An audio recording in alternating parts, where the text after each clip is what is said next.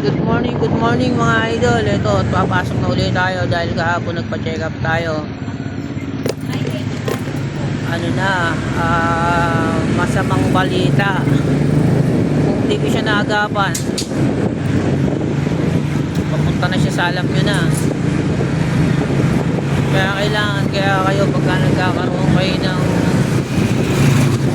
nasa kulang isang buwan ng sipon, pa-check up na kayo kasi napaka-importante sa kalusugan natin yung pa-check up talaga. Kung nagbabaliwalayin yung pera, nandyan lang yan. Kaya huwag mga lagi rin kayo mag-iingat. Hindi naman nakukuha sa ano lang yan eh. Baga, basta pagka nagkasipon kayo, pa-check up yun na. Pagka inabot na ng 2 linggo kasi pwede siyang umantong sa cancer na hindi natin expected, diba? Kaya sa akin ngayon, ingat na rin dahil ngayon medyo maselan yung gamutan natin sa sinus natin, pero makukuha naman sa gamot.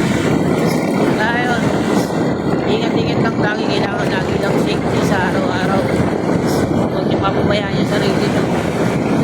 Kayo kasi papasa sa walang bahala yung sakit nyo. Ako kasi hindi ako mapag-inom ng gamot eh. Isip ko, kaya naman naman mga medication. Kaya pag tumatanda tayo, hihina rin yung resistensya natin.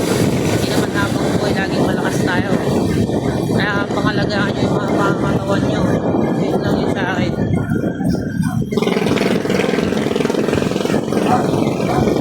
Napakahirap magkaroon ng sakit talaga. Lalo kung ikaw lang ang kumikilos na tatrabaho para sa pamilya nyo. Ikaw lang yung inaasahan. Hindi na lang ako, napa-check up ko agad. Kung hindi ko napa-check up, wala na. Dire-diretso na. Kaya yun, kung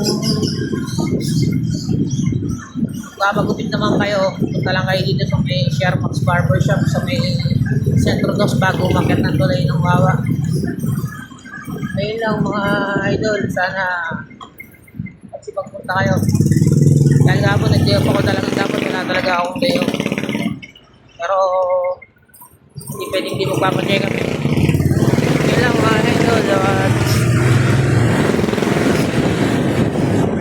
salamat sa mga sumusuporta at nagpapalo pa rin sa akin ng patuloy na nagbibigay ng suporta sa akin. Yun lang mga idol. Yan mga idol. Napakaluwag ng daan ngayon. Napakasarap mag-drive ngayon. Hindi na ganun kasikip. Kahit na may pasok.